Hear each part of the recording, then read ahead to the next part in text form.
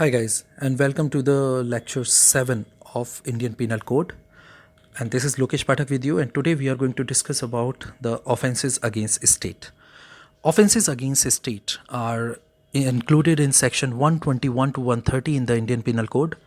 And we will take it's a short topic, so we'll go quick and we'll see what are the offenses against state. And there is an important short answer type question from this section, which is sedition, which is section 124A. We'll see what sedition is and what is the punishment for the sedition. That is an important question from this section. So we'll start quickly. Now we'll go to section 121, which is the starting point for offenses against state.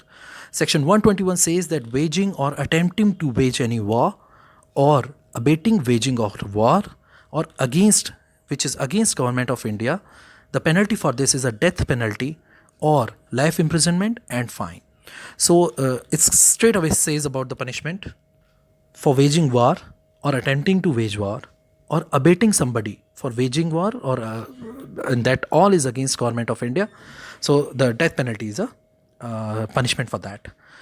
Now, another point is given in section 121A, which is the conspiracy for offences cited in section 121, the life imprisonment or imprisonment for 10 years plus fine. Now, there is an important point here that if there is an intention of foreign enemy in waging war, what will happen? So here the case, the famous case is Muhammad Ajmal Muhammad Amir Kasab versus State of Maharashtra. This case is of AIR 2012, which all of us are aware of, that what Ajmal Amir Kasab has done. So in that case, it was held that the foreign enemy who strikes at the sovereignty of a state and his conspiracy and action are motivated by that animus, in that case, he is subject to a rigorous punishment. So this punishment can go up to the death of a person, and it can also be a life imprisonment or imprisonment for 10 years or fine. Now section 122 says that the act of collecting arms, etc., with the intention to wage war against government of India, the punishment for this is a life imprisonment or 10 years imprisonment and fine. Section 124 says that assaulting president or governor. So this is very important, that if you try to assault, if you assault a president of the state or the country or the governor of the state, then the punishment here is 7 years imprisonment plus fine. So section 124A talks about sedition. So first of all, we should see what sedition is. It is defined as doing of certain act which would bring the government into hatred or contempt or create dissatisfaction against it.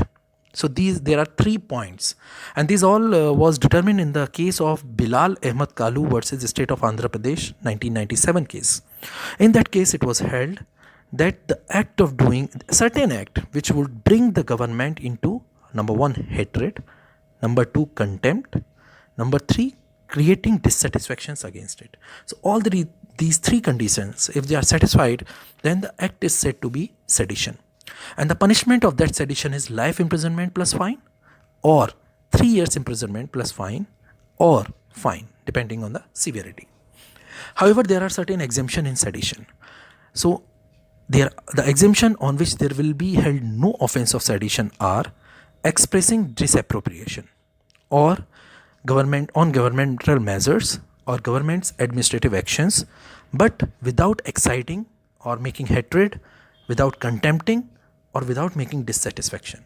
So if these 4 factors are absent in your commands or in your comments or any remarks what you are making, then you cannot get hold of offense of sedition. So you should not excite, you should not spread hatred, you should not contempt, or you should not spread the dissatisfaction. So this is all about this topic. We'll see you in the next class very soon. Thank you, and thanks for being connected.